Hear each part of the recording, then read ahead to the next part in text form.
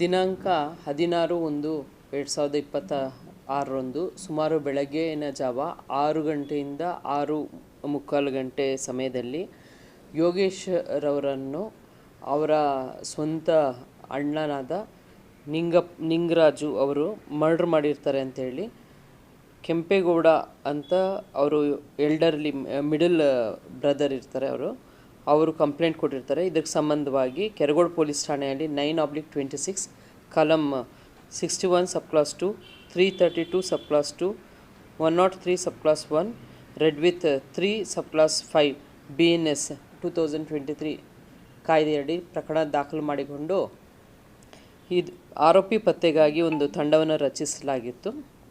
Thimmaiah, additional SP Thimmaiah, Gangadhar ಸ್ವಾಮಿ ಹಾಗೂ DSP ಆದ ಶ್ರೀ ಲಕ್ಷ್ಮೀನಾರಾಯಣ್ ಪ್ರಸಾದ್ ರವರ ನೇತೃತ್ವದಲ್ಲಿ ಇನ್ಸ್ಪೆಕ್ಟರ್ ಮಂಜುನಾಥ್ ಮತ್ತು Keragodu sub inspector Kashinath Bagali, Shivalli PSI Raghavendra Kathari ಮತ್ತು ಸಿಬ್ಬಂದಿಗಳಾದ ASI ಚಿಕ್ಕಯ್ಯ, ಶ್ರೀ ಕೃಷ್ಣ ಕುಮಾರ್, ಮಂಜುನಾಥ್, ಚೇತನ್ ಕುಮಾರ್, ಹೂವಣ್ಣ ಮತ್ತು ಮಹಿಳಾ ಸಿಬ್ಬಂದಿಯವರಾದ ಶ್ರುತಿ, ಪೂಜಾ ಇವರನ್ನು ಈ ಒಂದು ತಂಡ ಆರೋಪಿಗಳಾದ ನಿಂಗರಾಜು ಅವರ ಪತ್ನಿ ಭರತ್ ಮತ್ತು ದರ್ಶನ್ ಇವರನ್ನು ದಸ್ತಗಿರಿ ಮಾಡಿ ಕಾನೂನು ರೀತಿ ಕ್ರಮವನ್ನು ತೆಗೆದುಕೊಂಡಿರ್ತಾರೆ.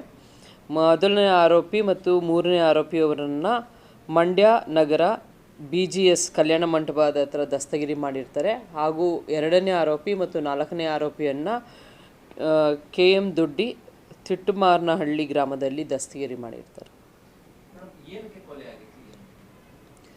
ಇವ್ರಿಗೆ ಒಂದು ಪ್ರಾಪರ್ಟಿ ಡಿಸ್ಪ್ಯೂಟ್ಸ್ ಇರುತ್ತೆ. ಸ್ವಂತ ಅಣ್ಣ ತಮ್ಮದಿರಿರ್ತಾರೆ. 3 ಜನ ಇವರು. ಮೊದಲನೆಯವರು ನಿಂಗರಾಜು, ಎರಡನೆಯವರು ಕೆಂಪೇಗೌಡ, ಮೂರನೆಯವರು ಯೋಗೇಶ್ ಇರ್ತಾರೆ.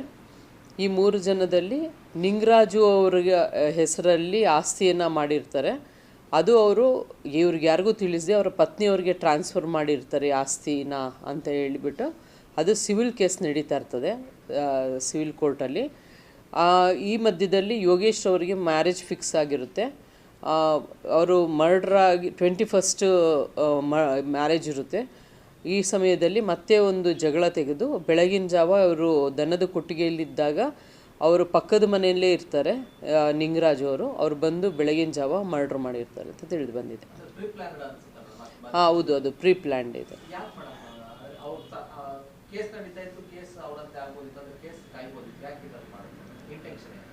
ಇಲ್ಲ, ಇದು ಸಿವಿಲ್ ಡಿಸ್ಪ್ಯೂಟ್. ಇವರು ಸ್ವಲ್ಪ ಮುಂದಾಳತ್ವ ವಹಿಸ್ಕೊಂಡಿರ್ತಾರೆ. ಯಾಕೆಂದರೆ ಕೆಂಪೇಗೌಡ ಅವರು ಅಷ್ಟೊಂದು ಇದಿರಲ್ಲ.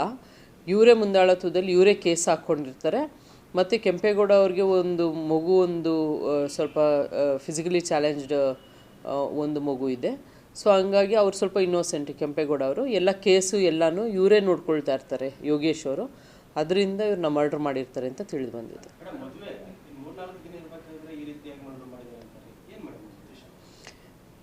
ಈಗ ಅಕ್ಯೂಸ್ಡು ಅರೆಸ್ಟ್ ಆಗಿದ್ದಾರೆ.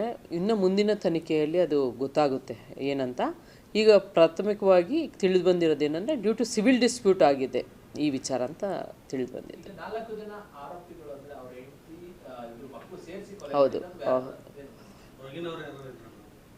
ಹೊರಗಿನವರಾಗಿದ್ದಾರಾ ಅನ್ನೋದ್ರ ಬಗ್ಗೆ ಇನ್ನೂ ತನಿಖೆಯಿಂದ ಸ್ಪಷ್ಟೀಕರಣ ಆಗಬೇಕಾಗಿದೆ.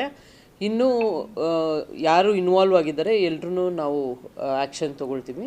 ಇನ್ನೂ ತನಿಖೆ ಮುಂದುವರಿತಾ ಇದೆ. ಈಗ ದಸ್ತಗಿರಿ ಮಾಡಿದರೆ ಇನ್ನೂ ವಿಚಾರಣೆ ಮಾಡಬೇಕು ಅವ್ರನ್ನ. ಅಲ್ಲ, ಇನ್ನೂ ವಿಚಾರಣೆಯಲ್ಲಿದೆ. ಈಗ ದಸ್ತಗಿರಿ ಮಾಡಿದ್ದಾರೆ. ಇದರಲ್ಲಿ ಫಸ್ಟ್ ಹಂತದಲ್ಲಿ ಇನ್ವಾಲ್ವ್ ಆಗಿರೋರು ಅವ್ರ ಮನೆಯವ್ರ ಕುಟುಂಬದವ್ರು ಇರೋದ್ರಿಂದ ಅವ್ರನ್ನ ದಸ್ತಗಿರಿ ಮಾಡಿದೆ. ಇನ್ನೂ ಯಾರ್ದಾರು ಇನ್ವಾಲ್ವ್ಮೆಂಟ್ ಇದೆಯಾ ಅಥವಾ ಬೇರೆ ಯಾರಾದರೂ ಈಗ ಶೆಲ್ಟರ್ ಕೊಟ್ಟಿರಬಹುದು, ಅವರೂ ಅಕ್ಯೂಸ್ಡ್ ಆಗ್ತಾರೆ. ಆ ಥರ ಬೇರೆ ಏನಾದರೂ ಅಕಸ್ಮಾತ್ ಎವಿಡೆನ್ಸ್ ನಾಶ ಮಾಡಲಿಕ್ಕೆ ಇವ್ರಿಗೆ ಸಹಾಯ ಮಾಡಿರೋಂಥವ್ರು ಅಕ್ಯೂಸ್ಡ್ ಆಗ್ತಾರೆ. ಆ ಥರ ಬೇರೆ ಯಾರು ಇನ್ವಾಲ್ವ್ ಆಗಿದ್ದಾರೆ ಅಂತ ಹೇಳ್ಬಿಟ್ಟು ತನಿಖೆ ಪೂರ್ಣಗೊಂಡ ಮೇಲೆ ಗೊತ್ತಾಗ್ತದೆ. ಅವರು ಶಾರ್ಪ್ ಆಬ್ಜೆಕ್ಟ್ ಉಪಯೋಗಿಸಿದ್ದಾರೆ, ಚಾಕು.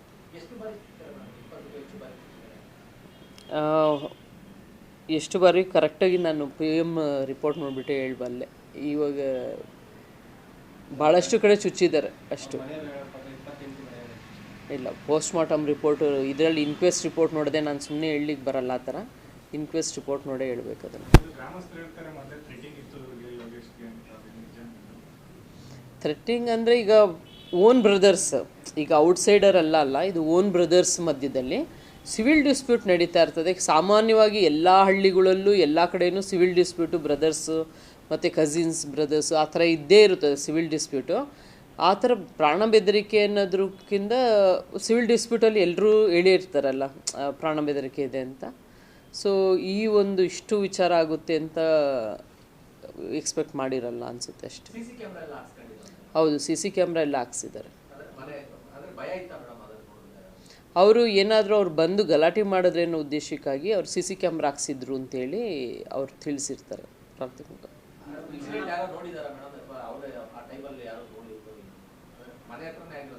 ಅಲ್ಲ, ಅದು CC ಕ್ಯಾಮ್ರಾ ಇದೆ, ಅದನ್ನು ವೆರಿಫೈ ಮಾಡ್ತಾರೆ. ಅದು ಲೇಡಿ ಇದೆ, ಹಂಗಾಗಿ ಹೆಸರು ಹಾಕಿಲ್ಲ ಅಷ್ಟೇ.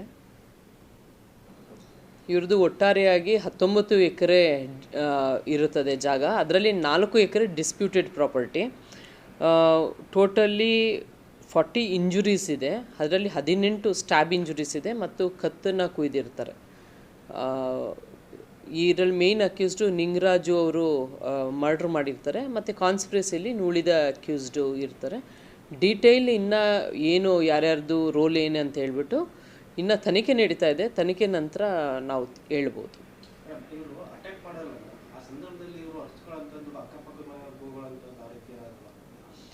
ಅವರು ಕೊಟ್ಟಿಗೆಯಲ್ಲಿ ಇರ್ತಾರೆ, ಇಮ್ಮಿಡಿಯೇಟ್ಲಿ ಬಂದು ಏಕಾಏಕಿ ಅಟ್ಯಾಕ್ ಆಗಿಬಿಡ್ತದೆ ಕೊಟ್ಟಿಗೆಯಲ್ಲಿ. ಅದು ಯಾರು ಇವರೆಲ್ಲ ಇದೆ, ಮನೆಯವರೇ, ಮನೆಯವರು. ಅವ್ರದ್ದು ಅವ್ರ ರಿಲೇಷನ್ಶಿಪ್ಪಾ? ಹಾಂ, ಅವರು ಅದೇ ಊರವರಷ್ಟೇ, ಗ್ರಾಮಸ್ಥರು. ಅವ್ರದ್ದು ಸಪೋರ್ಟ್ ತೊಗೊಳ್ತಾರೆ ಇವರು. ಅವ್ರ ಮಗ ಭರತ್ ಹೋಗ್ಬಿಟ್ಟು ಅವ್ರದ್ದು ಸಪೋರ್ಟ್ ತೊಗೊಳ್ತಾರೆ.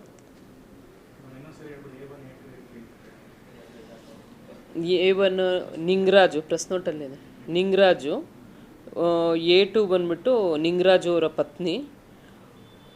3ನೇವರು ಭರತ್, ನಿಂಗರಾಜು ಅವರ ಮಗ, 2ನೇ ಮಗ.